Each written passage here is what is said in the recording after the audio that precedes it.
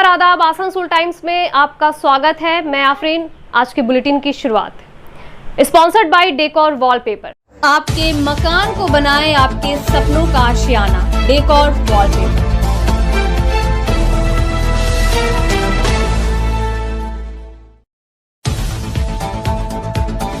आरएलके nursing home जनता को इन मुश्किल हालातों में राहत पहुंचाने के मकसद से आरएलके नर्सिंग होम में इलाज के खर्च में भारी कटौती करने का फैसला लिया गया है। वो स्पॉन्सर्ड बाय ग्लोबल वॉलपेपर।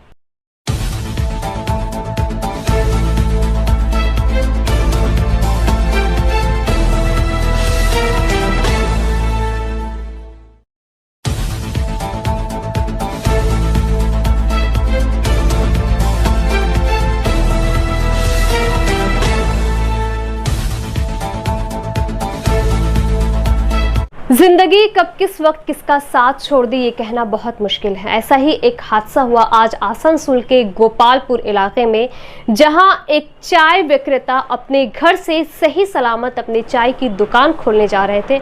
उसी वक्त एक 4 चक्का वाहन का शिकार हो गए। सड़क हादसे में उनकी दर्दनाक मौत हो गई और इस घटना से वहां के लोगों में उत्तेजित जनता ने सड़क जाम कर दिया और काफी बवाल मचाया। गुरुवार सुबह हुए एक सड़क हादसे में एक चाय विक्रेता की मौत हो गई। प्राप्त जानकारी के अनुसार गोपालपुर के रहने वाले राजू सौ गुरुवार सुबह अपनी चाय की दुकान खोलने पैदल ही जा रहे थे। तभी अचानक एक 4 चक्का वाहन ने उन्हें तेज गति से आकर टक्कर मार दी, जिससे वो बुरी तरह घायल हो गए। घटना के बाद स्थानीय लोगों में नाराजगी पसर गई और उन्होंने पथविरोध शुरू कर दिया। घटना की सूचना पाकर पुलिस की एक टीम मौके पर पहुंच गई और लोगों को समझा बुझाकर शांत करने की कोशिश की, लेकिन स्थानीय लोगों का कहना है कि जब तक उस वाहन चालक को गिरफ्तार नहीं किया जाएगा, मृत व्यक्ति के परिवार को मुआवजा नहीं दिया जाता, उस इलाके में बैरिकेडिंग नहीं की जाती तथा निर्माणाधीन फ्लाईओवर के पास यातायात नियंत्रण की व्यवस्था नहीं की जाती, इनका विरोध प्रदर्शन जारी रहेगा। दूसरी तरफ जब घायल राजू सौ को आसनसोल जिला अस्पताल ले जाया गया तो चिकित्सकों ने उसे मृत घोषित कर दिया। घटना से इलाके में मातम पसर गया है। रोड अवरोध এই রাস্তাটা যবে থেকে ব্রিজ শুরু হয়েছে এখানে এমন রাস্তাটার অবস্থা হয়ে গেছে না কি মানে বলার মতো নয়। আসানসোলের দিকে যেই বাস যাচ্ছে সেটা আবার এই রাস্তা দিয়েও চলে আসছে, আমাদের বাস সাইডের রাস্তা দিয়েও চলে আসছে। আপ ডাউন দুটো রাস্তা, কোনো রাস্তার নিয়ম রুল রেগুলেশন কেউ মানছে না, যেমন তেমন চলে। বাইকের তো কথাই নেই, বাইকের ছেলেরা এমন আসছে যে যাকে তাকে উড়িয়ে দিয়ে চলে যাচ্ছে। আর রোজ প্রতিদিন আমাদের 5টা 6টা করে অ্যাক্সিডেন্ট হচ্ছে। এই যে ভদ্রমহিলার পা ভেঙে দিয়েছে, তারপরে আমরা রাস্তা পেরোতে পারি না, বাস থেকে নেমে যে অটো নেমে যে রাস্তা পেরোবো সেটা পারি না। আর সকালবেলায় 6টার সময় রাজুদা, আমাদের এই অক্সিজেন গেটে চায়ের দোকানে রাজুদা, ও যাচ্ছিল নিজের দোকানে, একটা স্করপিও, আমি তো এটা দেখিনি কিন্তু আমার স্বামী এরা বললো যে স্করপিও এসে এমন মেরে দিয়েছে যে ওইখানেই রাজুদা ডেথ করে গেছে। তো এবার রাজুদার পরিবারের তো বুঝতে একটা ছোট ছেলে আছে, ওর একটা ব্যবস্থা করে দেওয়া, যে গাড়িটা মেরেছে। আর আমাদের এখানে ট্রাফিক পুলিশ দেওয়া, এবং যে এত স্পিডে যে এখানে গাড়িগুলো গেছে সন্ধ্যাবেলায় লাইট, আর এত স্পিডে যে গাড়ি, এর একটা কিছু ব্যবস্থা করা। এর আগে কি কোনো প্রশাসনকে জানানো হয়েছিল? প্রশাসনকে বলা হয়েছিল, এই ব্যারিকেড দিয়ে গেছে, এই ব্যারিকেডগুলো দিয়ে গেছে, কিন্তু ব্যারিকেডের এগুলো কেউ মানছে না। এখন দাবি কি? এখন আমাদের ট্রাফিক পুলিশ দিতে হবে, আর রাজুদার একটা আর লাইটও দিতে হবে, আর পুরো রুল রেগুলেশন আর ব্রিজটাকে তাড়াতাড়ি একটা ব্যবস্থা করতে হবে, নইলে রেল গেট পড়ে গেলেও যা একদম আরো মানে বলার। আপনার নাম? আমার নাম সীমা। গাড়ি আসার এই দিক দিয়ে ঢুকে জনসাধারণ হবে। কি হয়েছিল কাকু, কি হয়েছিল? রোড অবরোধ এই কারণে, আমাদের এক রাজুদা ছিলেন চায়ের দোকান করতেন, ঠিক আছে। উনি আজ সকালবেলায় যখন এই রাস্তা দিয়ে হেঁটে যায়, একটা স্করপিও আসে রাস্তাতে, তাকে অ্যাক্সিডেন্ট করে দিয়ে চলে যায়। নিয়ে ওই স্পটে আমরা হসপিটাল নিয়ে যেতে যেতে সে মারা যায়। তা আমাদের এটাই বলার উদ্দেশ্য, এই কারণেই আমরা এখানে রোড জাম করেছি। এইখানে কোনো ট্রাফিকের ব্যবস্থা নেই, ঠিক আছে। এইখানে রেলিং আমরা চাই যে রেলিং লাগাক, ঠিক আছে, তাতে এখানে যাতে অ্যাক্সিডেন্টটা কমবে। আর আমাদের যে রাজুদা মারা গেছে, সেই যে গাড়িটা অ্যাক্সিডেন্ট করেছে সেটাকে যাতে পুলিশ তাড়াতাড়ি করে আমাদের ওই মালিককে ধরে নিয়ে এসে আমাদের যাতে ও ক্ষতিপূরণ দেওয়ার ব্যবস্থা করে, সেইটা আমাদের দাবি। এই দাবিতেই আমরা আজকে রোড ব্লক করেছি। তো দীর্ঘদিন ধরে শোনা গেল যে এই ব্রিজের জন্য নাকি কিছুটা অ্যাক্সিডেন্ট। মেনলি অ্যাক্সিডেন্ট হওয়ার কারণ হচ্ছে এই ব্রিজ এত স্লোলি কাজ চলছে, আর এই ব্রিজ অ্যান্ড ব্রিজ গ্রুপ কোনো কোনো সেফটি ভাবে কাজ করছে না, যেমন তেমন করে কাজ করছে, কোনো সেফটি নেই। তো যিনি মারা গেছেন ওনার পুরো নামটা কি? রাজু সাউ। আপনার নাম? আমার নাম মন্টু নাথ, এইখানকারই বাসিন্দা। এইখানকারই। बीते कुछ दिनों से आसनसोल दुर्गापुर पुलिस कमिश्नरेट द्वारा विभिन्न थानों के माध्यम से रक्तदान शिविरों का आयोजन किया जा रहा है। इसी क्रम में आज नियमतपुर फाड़ी द्वारा भी एक रक्तदान शिविर का आयोजन किया गया। कुल्टी थाना के नेमतपुर चौकी की पहल पर आसनसोल दुर्गापुर पुलिस कमिश्नरेट की ओर से रक्तदान शिविर का आयोजन किया गया। इस रक्तदान शिविर में पुलिस के अलावा क्षेत्र के आम लोग भी रक्तदान करने के लिए आगे आए। दिशा जन कल्याण केंद्र के जरूरतमंद विद्यार्थियों को बैग तथा लेखन सामग्री प्रदान की गई और नेमतपुर फाड़ी के किचन का भी उद्घाटन किया गया। इस मौके पर 5 आदिवासी क्लबों के फुटबॉल खिलाड़ियों को फुटबॉल सौंपा गया। इस मौके पर पुलिस आयुक्त सुधीर कुमार नीलकंठम, डीसी वेस्ट अभिषेक मोदी, एसीपी कुल्टी सुकांत बैनर्जी और कुल्टी थाना व नेमतपुर चौकी के अधिकारी मौजूद रहे। পক্ষ থেকে বিভিন্ন ধরনের কমিউনিটি পুলিশিং প্রোগ্রামসগুলো হয়ে থাকে।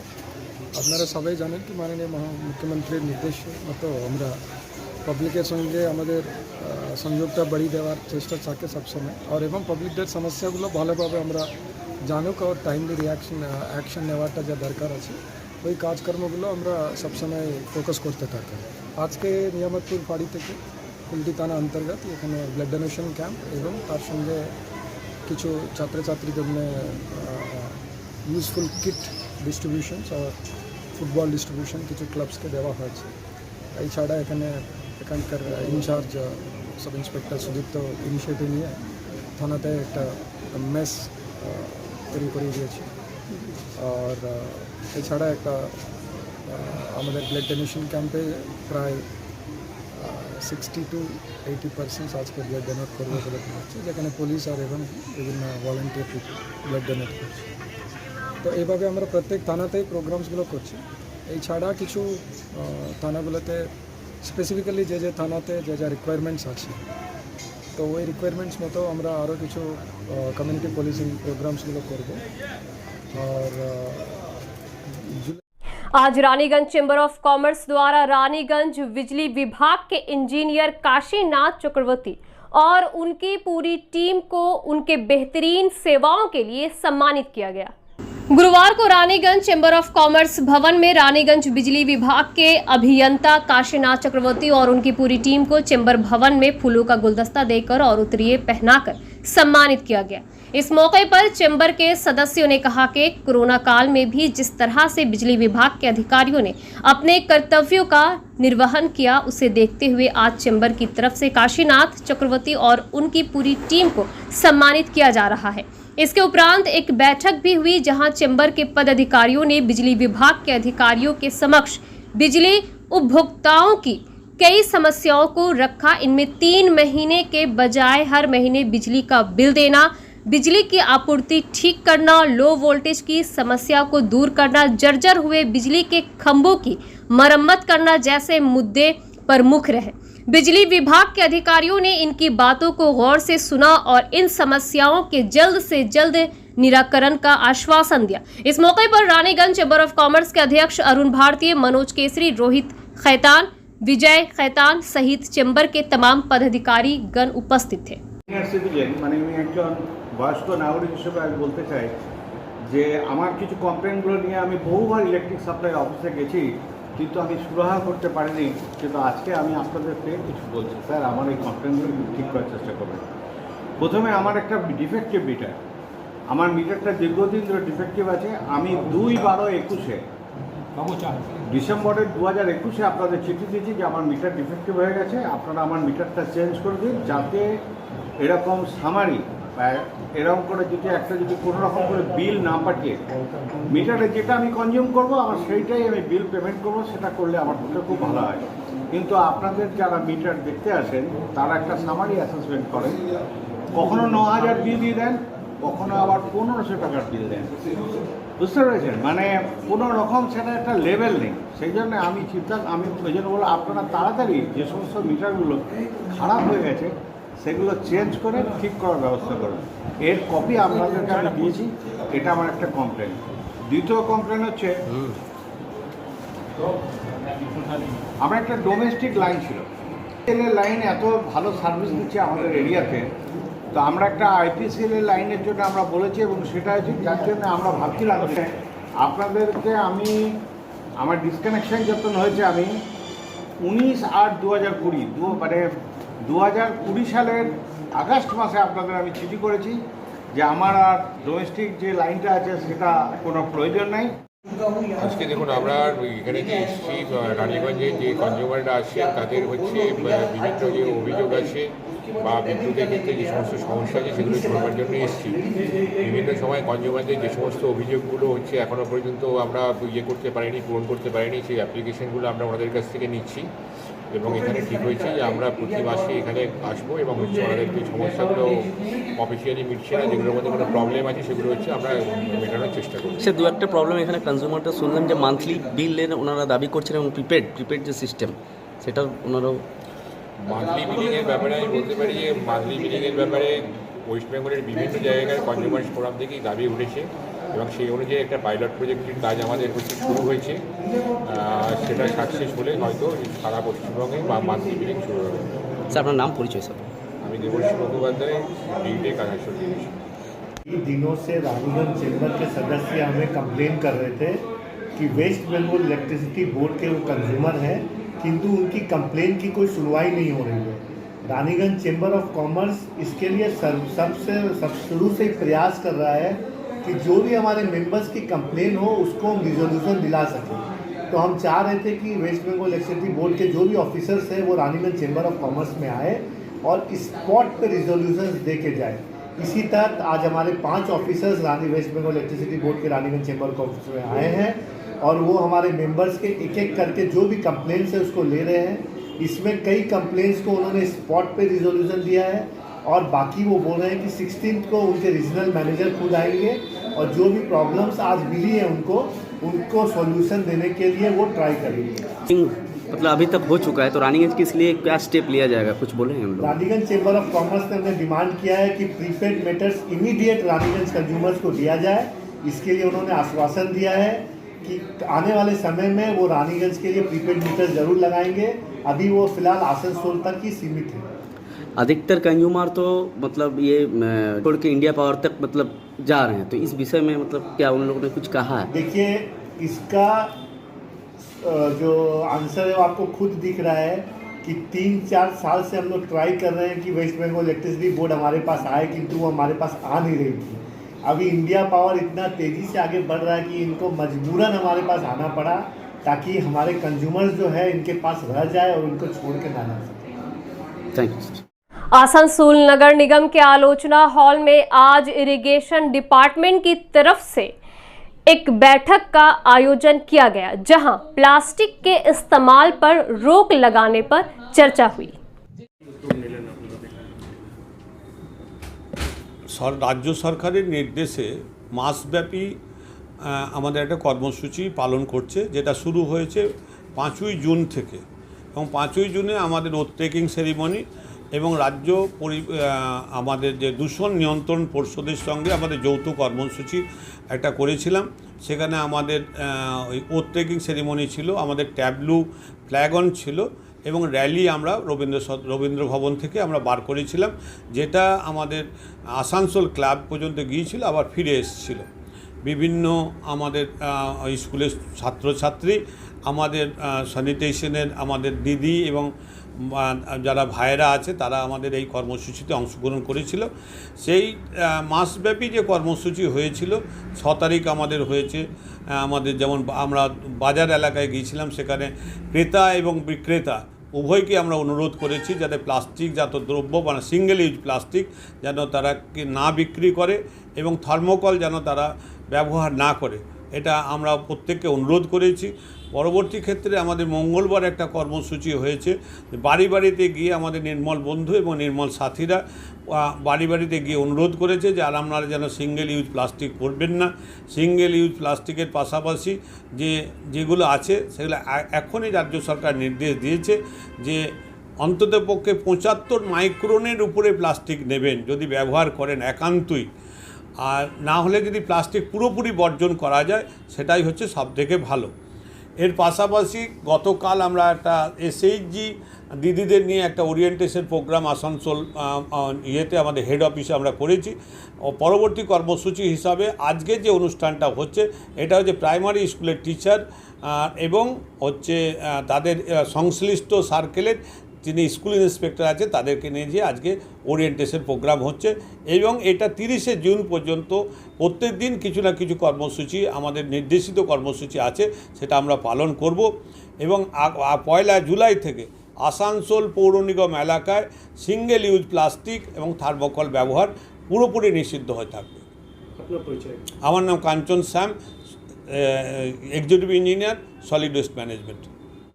आज गुरुद्वारा प्रबंधक कमेटी की तरफ से आसनसोल के मेयर विधान उपाध्याय से मुलाकात कर गुरुद्वारे से संबंधित कुछ चर्चाएं की गई।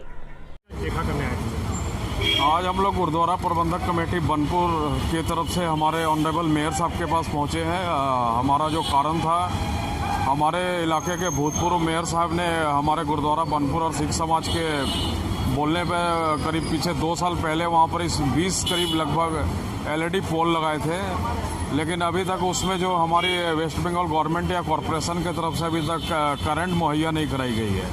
तो उसको लेकर हमने अपनी अर्जी दी है और वर्बली भी उनसे मिल के आज हमने दरख्वास्त अपनी दी और उन्होंने पूरी गंभीरता से हमारी बात को सुना और हमें आश्वासन दिया कि पूरी गारंटी दी है कि बहुत जल्दी जो आपके वहाँ पर ही हमारे 20 LED पोल लगे हैं उसमें हमारे डिपार्टमेंट के तरफ से बहुत जल्दी करंट देके वहाँ पर ही पूरा उजाला जो गुरुद्वारा परिसर में किया जाएगा। हमारे कॉरपोरेशन की तरफ से हमारे ऑनरेबल मेयर साहब ने आश्वासन दिया गुरुद्वारा प्रबंधक कमेटी बनपुर। क्या सुविधाएं हो जाएंगी कि ये लाइट लगने से काफ़ी सुविधा होंगे। अभी अंधकार है वहाँ पर ही राहगीरी को हमारे जो राहगीर जाने वाले लोग हैं उनको वहाँ तकलीफ होती है अंधेरे के कारण से, और जितने भी लोग वहाँ पर गुरुद्वारा में माथा टेकने के लिए श्रद्धालु आते हैं उन्हें सुविधा मिलेगी करंट से और कम से कम लाइट रहने से और रोशनी रहने से सुविधा मिलेगी हमारे श्रद्धालुओं को।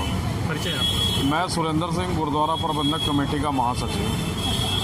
बंगाली महापुरुषों की प्रतिमाओं के उचित रख रखाव की मांग करते हुए बंगला पक्खों की तरफ से रानीगंज बोरोदो को एक ज्ञापन सौंपा गया। আমাদের দায়িত্ব কর্তব্যের মধ্যে পড়ে, বুঝলেন তো। এই ধরনের মনীষীর মাথায় কেউ এরকম করে দেবে, মাসে নোংরা করে দেবে, এগুলো আমাদের পক্ষে মেনে নেওয়া সম্ভব। এটাই সহমত। আচ্ছা, আজ এবারে যে জন্য এসছি সেটা বলছি। আজ আমরা বাংলা পক্ষ কি আপনাকে তো বলার দরকার নেই, আপনি আমাদের থেকে বেশি জানেন, কারণ আপনি আমাদের অনেক দিন ধরে দেখছেন আমরা কি কাজ করছি। তো রানীগঞ্জে আমাদের বাঙালি মনীষীদের অনেক অনেক অনেক মূর্তি আছে, কিছু আবক্ষ কিছু পূর্ণ। তো আমাদের কাছে আমরা এটাই আপনাদের অনুরোধ জানাতে এসেছি যে যেরকম আপনি ওই দিন একবার দেখতে পেয়েছিলেন, ওটা যদি আপনারা যদি রেগুলারলি মনিটরিংটা ভালো করে করেন বা আপনি বললেই হয়ে যাবে, তো তাহলে কি আমাদের যতগুলো মনীষীদের মূর্তি আছে সেগুলো খুব ভালোভাবে সংরক্ষিত থাকবে। আমরা যখন যেদিন নজরুল জয়ন্তীতে আমরা গেলাম, আমরা দেখলাম ওর নিচের যে লাইটগুলো আছে বেঁকে গেছে, ভেঙে গেছে, ওটাকে ঠিক করা হচ্ছে। কিন্তু এইরকম যে জিনিসগুলো আছে এগুলো একটু ভালো করে আপনারা দেখলেই হয়ে যাবে। এবং কেউ যদি যখনই করছে আপনাদের তো ধরুন মিউনিসিপ্যালিটির লোকরা যাচ্ছে পরিষ্কার করছে, আমাদের অফিস থেকে করে দিচ্ছে, কিন্তু করার পর মানুষ একটা তার ঐতিহ্যকে একটা সম্মান দিচ্ছে। এইটাই সব থেকে বড় কথা। আমি যখন নোংরাটা ফেলাবো আমাকে দেখে ফেলতে হবে না, আমি কোন জায়গায় ফেলাচ্ছি। একদম আমি একটা ডাস্টবিনে ফেলাচ্ছি না একটা ড্রেনে ফেলাচ্ছি, একটা মনীষীর পাশে ফেলাচ্ছি। এবং এই সেন্স যদি আমার না থাকে তাহলে আমি কোন মানুষকে সচেতন করবো? আপনি বিশ্বাস করবেন এখনো প্রচুর লোক রানীগঞ্জে জানেই না যে রানীগঞ্জে রাহুল সংকীর্তায়নের মূর্তি আছে।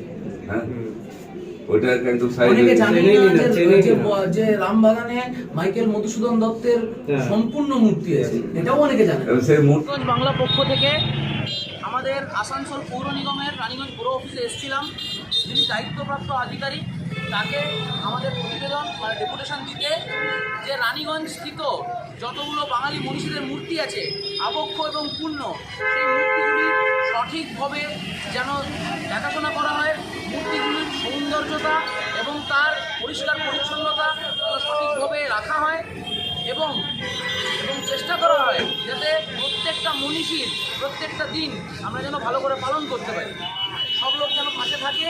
এবং আমরা এই অঙ্গীকার জানিয়েছি যে যদি আগের দিনে যদি আমরা আবার দেখতে পাই যে কোনো মূর্তি, আমাদের কোনো মনীষীদের মূর্তি, কোনো স্তম্ভ যদি তা অসম্মান করে রাখা হয়েছে, আমরা এর তীব্র প্রতিবাদ করব এবং আমরা পাশে দাঁড়াবো এবং এর আমরা ভিড় চাইব।